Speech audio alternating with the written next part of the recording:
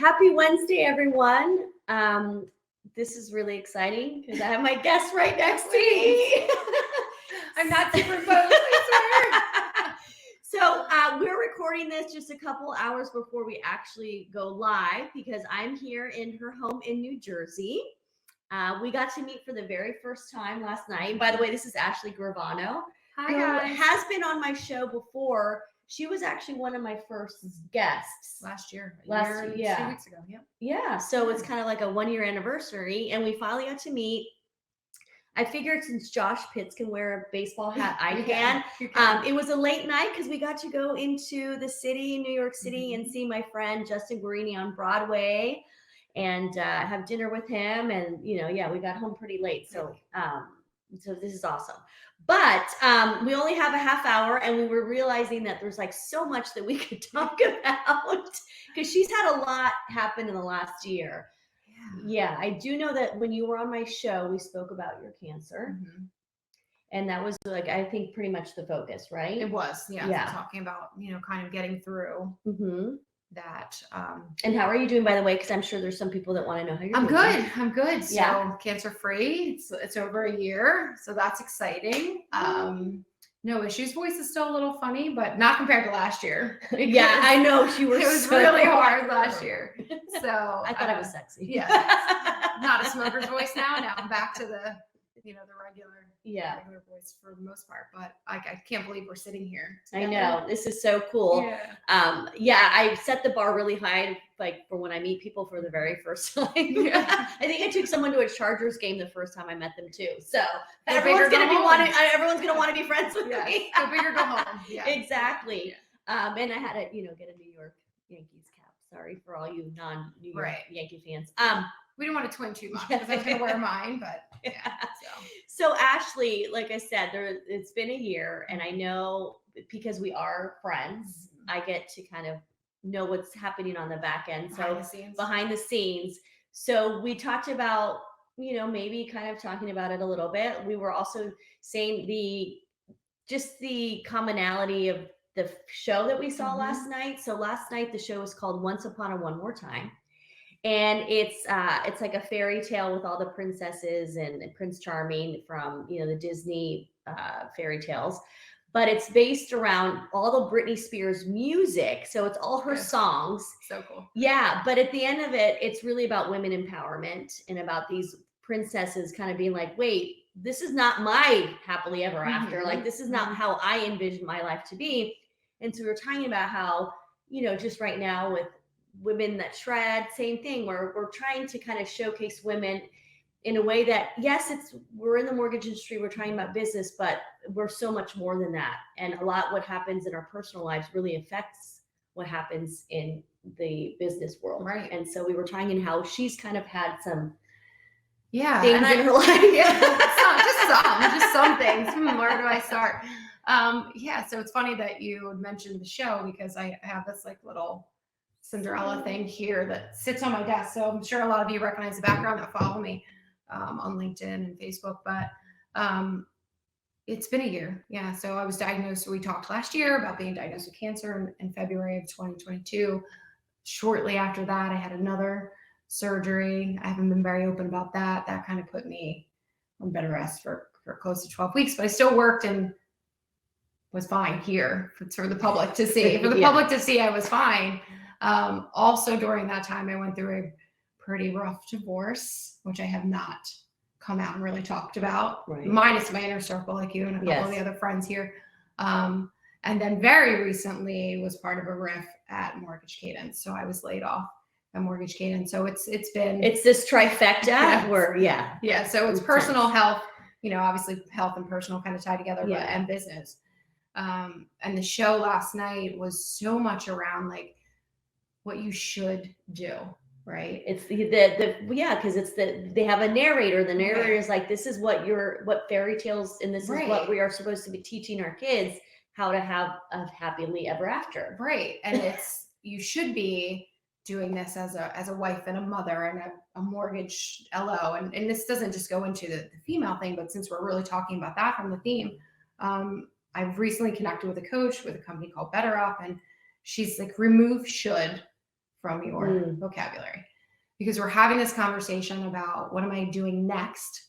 And I'm getting so many phone calls from so many people that I love in the industry. They're like, well, what are you doing? Did you get another job? And you should just take something because you've been in this industry since 98. And that's something we talked about last night. Yeah. 19 years old. She started out in the mortgage industry. What, and you said in the mail room? Yes. Okay. Talk about a Cinderella story. Oh my God. Like, see, this is all I love how it all ties together. Yeah. So it all ties together. Like last night we were like, talking about all different things. And I started in the mailroom in 98 at PHH Mortgage, and I was opening appraisals and scanning them in, and then moved into the appraisal department, and moved into sales, and then moved into client success, and moved.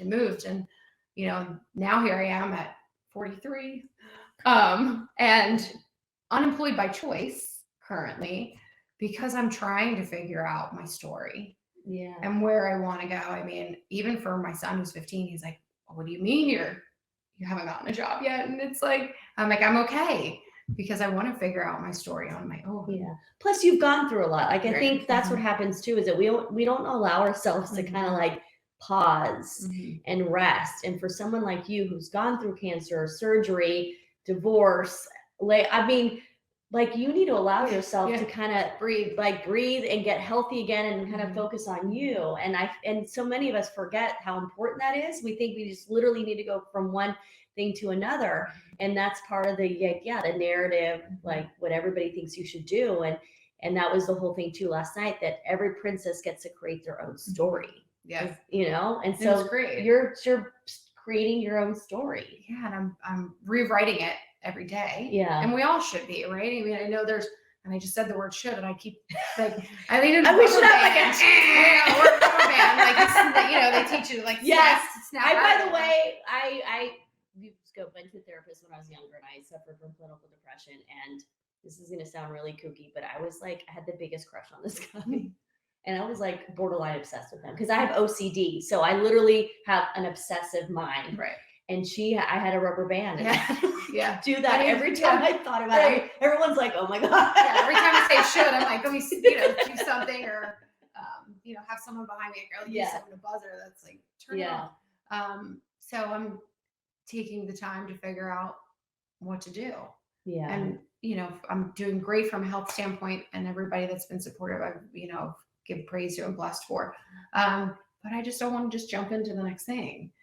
And I want to focus on myself and, my family and my career and the next steps, whether it be within mortgage. I mean, I know so many people in the industry are either taking time to pivot and adapt to the way things are.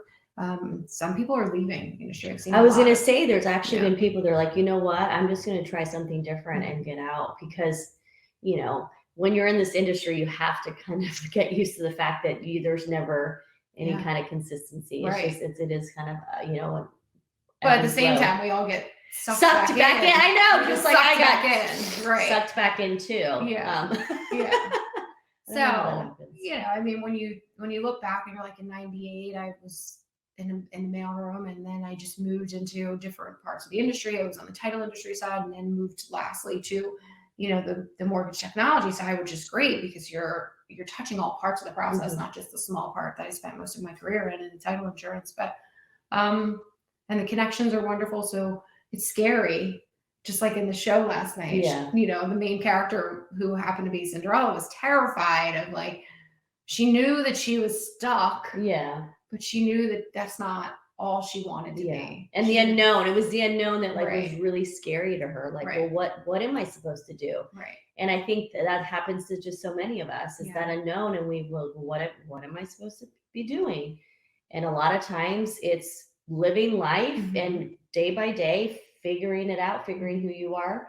I mean, I was telling Ashley before that who's to say that all these experiences that have occurred to her in the last year, maybe that is what she's meant to be doing, is sharing that and helping others, because we talked about how there are people that pretty much share everything. I share a lot, but there's a way that it can be done where you're actually trying to help people. And I feel like what she's gone through, you could really help so many people, especially women. And you get that, you get that what's too personal. right? And Yeah. like Joe Wilson and me and you and Delilah and these guys, it's like, what's too personal? Yeah.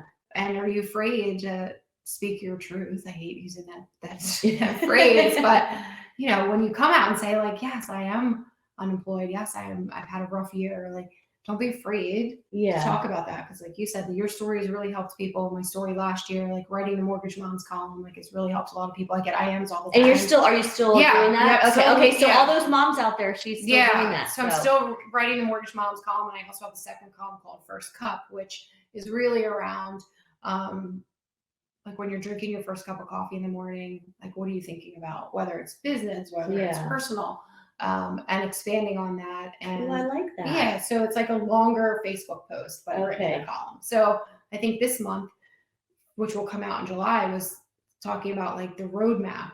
Because I'm like, all right, well, I wish I had a roadmap that said this is where you're going. Yeah.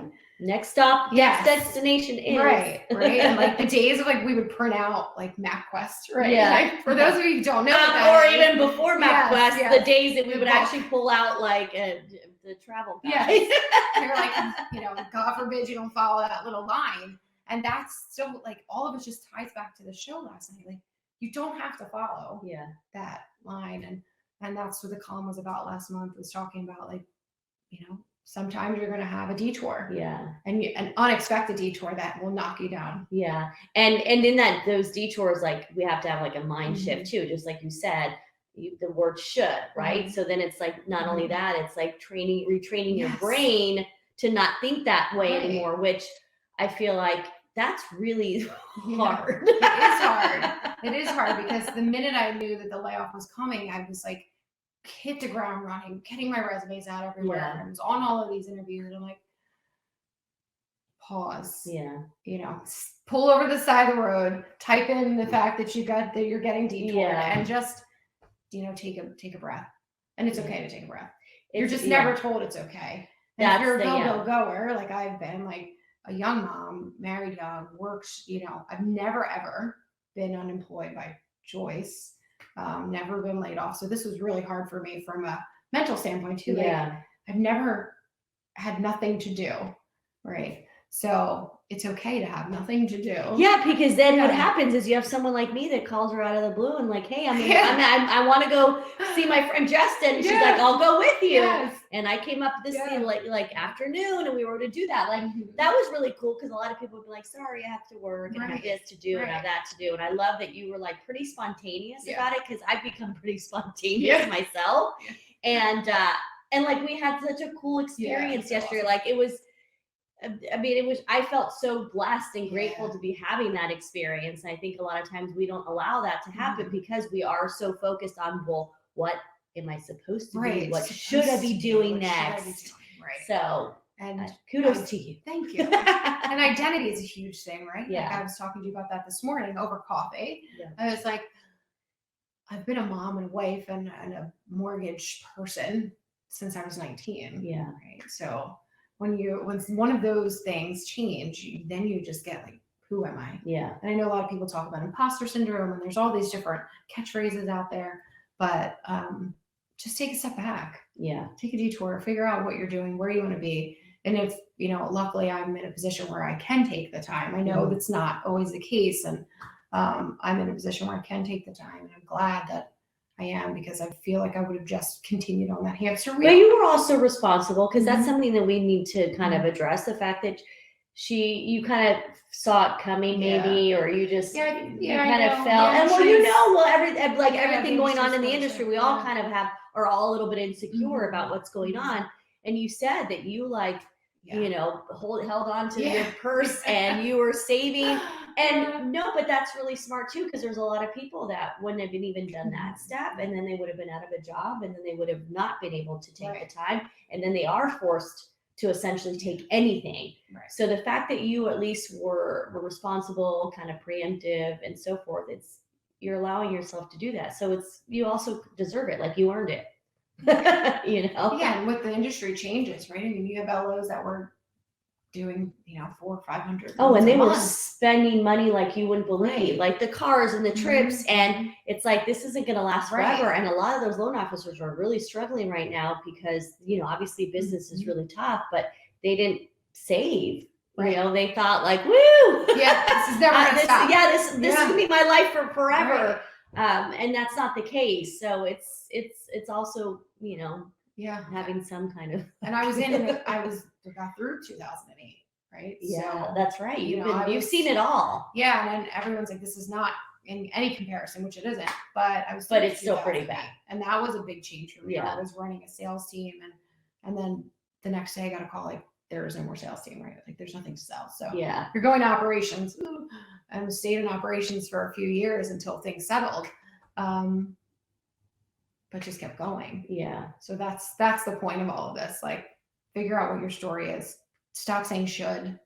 You know, you should be doing this, and I'm a mom and I have responsibilities and all of that. But still, like if you can do it, do it.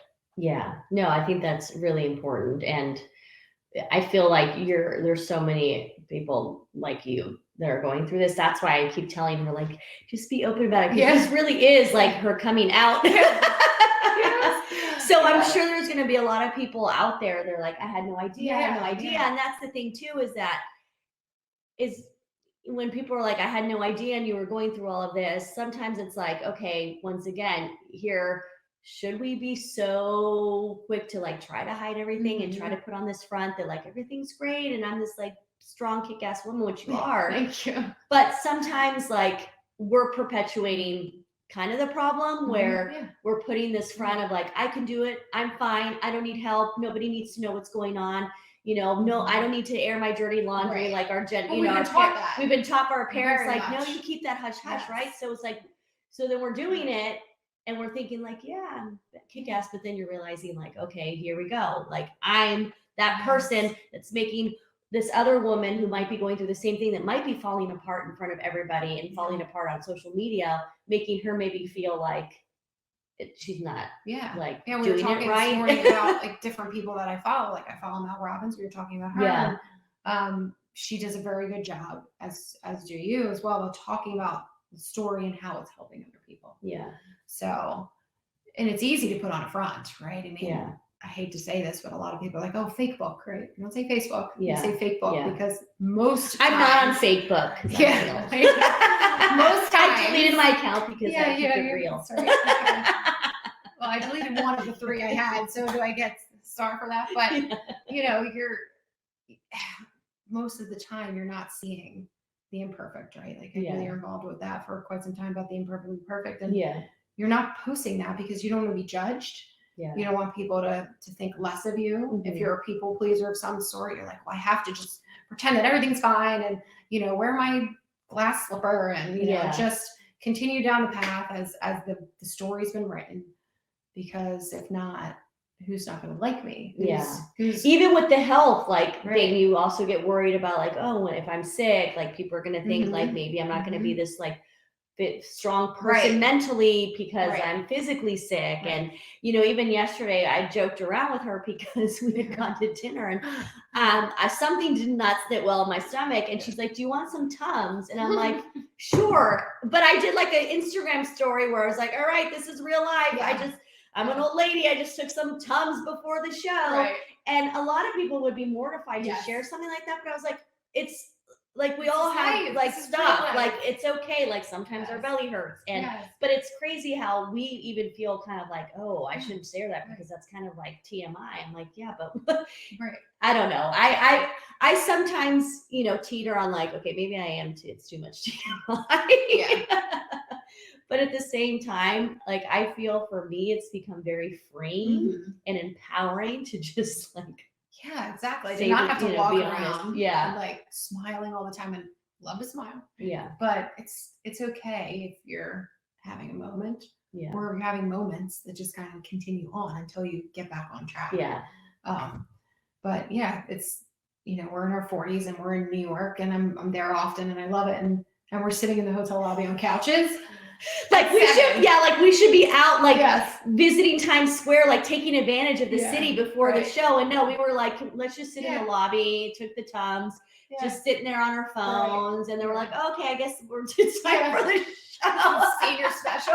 Like, is this a senior special? I But don't know. we did get home at like almost 3 a.m. Yeah. So that was and impressive. we're functioning right now, Mhm. barely, but we are functioning.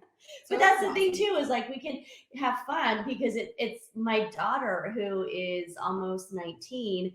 It's our kids, I think, even though we're in our 40s, they look at us like we have to be like adults and super responsible and we can't have fun. And so there are times where she's like, Mom, you act like you're a teenager, or like, you're too old for that. I'm like, that's another thing too. I'm changing the narrative around like when you hit 40 something, then it means that you have to like slow down. If anything, I've sped up. Yeah. Like I'm not slowing down. Like I'm in a place in my life where I'm like starting all over again. Empty nester. I'll be 48, so I'm older than you. So like I'm kind of rewriting my story too. And it's never too late. And you can follow, just another influencer, Gary Vee, always talks about that. Yeah. He's like, you can be 70 years old and start your business. Well, Judge Judy, I think there was an interview that was out there talking about how she wasn't until her 50s that she did like Judge Judy on TV or something. And then that's why I love it. There's more women and men coming out saying, hey, it wasn't until I was in my 50s that I did this. I think they're saying too that the statistics say that millionaires or billionaires, most millionaires or billionaires are actually in their made in their 50s because it takes all that experience, work experience. And there's so many success stories like that. All the failures, because most of those people that are billionaires now have failed a lot. Right. And that's something too, is that we kind of get scared to talk about our failures. Like because failure has such a negative tone. Yeah. Like the word fail. Right. You failed. You failed.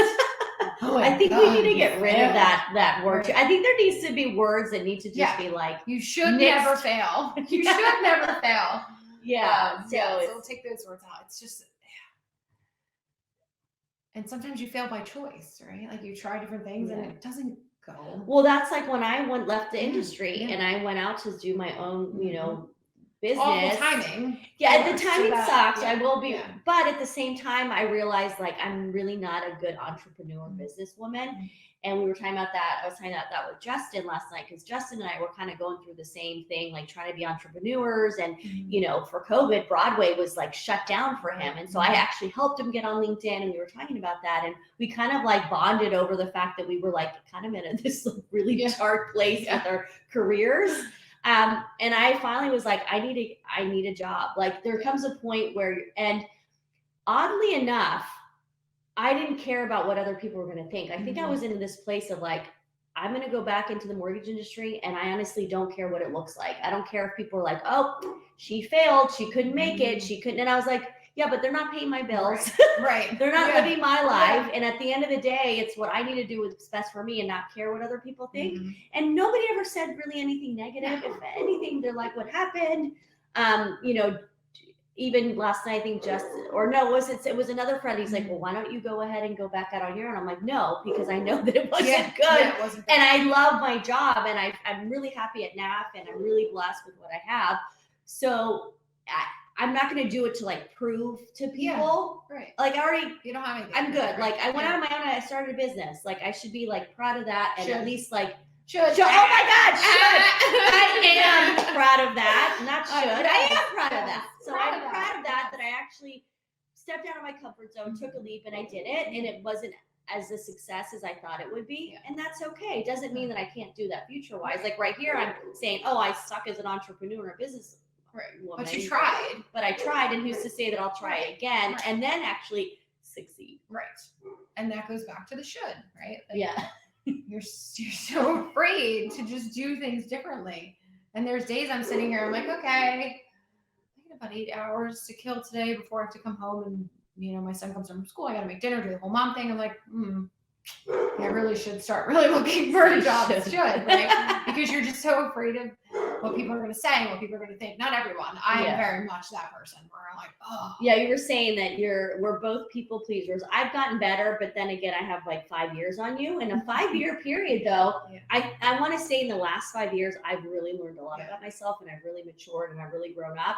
So, it doesn't mean that you won't get to that place, maybe even quicker. But I mean, I was the worst people pleaser, like so bad. I mean, my 15-year-old son was like, "You really need to get a job." I'm like, "Well, thanks." As you freeload and take all the internet. 15-year-old. He wants you to get a job so that you can afford to buy him more stuff. Yeah. I'm like, okay, well, thank you for that. Yeah, I'm like, I'm good. And, I have a lot of connections in the industry, and I'm dabbling in some of the consulting space, and I'm, really just focused on what I want to do, not what I should be doing. Yeah. Because when you start in the mortgage industry at 19 and you work your way through, and you can easily just roll right into something else. Yeah. But that's the thing is kids look at their parents and they feel like their parents are supposed to be following this kind of guideline of what it is to be a parent. That's it. It's, and go to school, go to college, get married, have babies, have a career, have a career, become grandparents, retire in Florida. Like there's all of these things.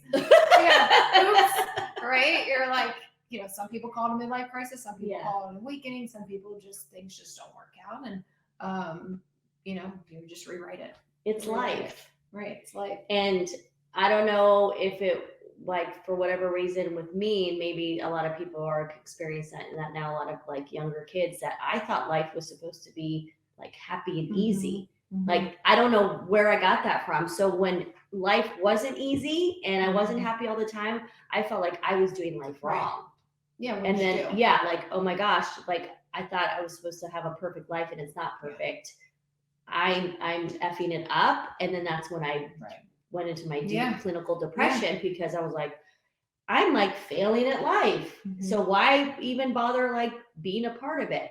And I think, unfortunately, that's happening a lot with our kids and social media because we are so quick to want to just do the everyone says the highlight reel. Right. So that's why I try to do my best to kind of keep it real. So if I'm going to talk about having Tums and eating, whatever, like if it's really unattractive, I'm really sorry, but it's walking around barefoot in New York because you can't stand another minute in heels. I've done that. Well, not in New York, but I've done that like in a city where I had the heels I couldn't handle, and I was like, I can't. I'd rather have my feet dirty than not have them on all because of the shoes. But that's the whole thing. And I essentially, this show, and Dal and I were talking about it, like, it's this having the women that shred, talking business, but we also realize that like the importance of the personal side, but also kind of coming out of the show in a way where it is in some way giving like a lesson to the viewers, to people that are even, because I have people that aren't even in the industry that follow because they can relate. Like someone like your story and what we're talking about, this can transfer like over into any industry, into any situation. So it's like, we're talking about it in a way where, someone walks away and they're like, I really took something from that. Or you really inspired them because of one part of your story. And just the fact that you have been in the industry for so many years, since you were 19, we also want to kind of like showcase a little bit. It's literally I say this whenever I'm asked, it's like the Michael J. Fox movie, and the youngins don't even know who he is probably, but Secret of Success started in the hour. So takeaways are really remove the should, be afraid to fail, and it's okay if you get detoured. And a lot of us start from the bottom, like, because that's another thing too, is I feel like our young kids think that they need to suddenly be millionaires by 25 and have it all figured out. And I'm constantly telling my kids, like, I'm still trying to figure it out. Like, I mean, Gary talks about that, Gary Vee, all the time. Same thing. There was a quote that I saw that was brilliant on social media the other day that was like, our kids had no idea that they were watching their parents grow up as well. Like something like that, where kids have no idea that we're trying to figure it out. They think they think that we're supposed to have it figured out already. We don't have a handbook. Yeah. It says like, this is how life works. Yeah. Yes. It's even with college, a lot of kids think that they have to go to college. Yeah. some kids are not cut out Yeah. for college, and that's unpopular opinion. I don't force that on my kids. Yeah. I wasn't a college kid. I grew up in the world, growing up mortgage. I grew up Yeah. in the mortgage space, and that's where I got all my friends Yeah. and my experiences just growing up here. You don't have to follow Yeah. the pre-written story. Yeah. And by the way, Enzo in the background like Oh. really wants to be a part of this Oh my gosh. conversation. It's the mailman, because I was gonna say yeah. the stereotype Yes. of the mailman and the dog. Yeah, The that's mailman him. was literally like Yeah. driving by and Enzo's been Yeah. barking. 85-pound, pit bull Oh thinks my the gosh. mailman's gonna Too funny. Well, it's like he's telling us on cue because Yep, it is 30 time to minutes. go. See, Enzo knows. Yeah, he knows. He's like, stop, lady. Yeah. Enough. So please comment because we'll be paying attention. We'll respond. It's just that I have to get back to Virginia, so I have to get on the road. I'm And gonna walk the yeah, dogs. and then I forgot about the 3-hour time difference. I know. So that's why it was pre-recorded.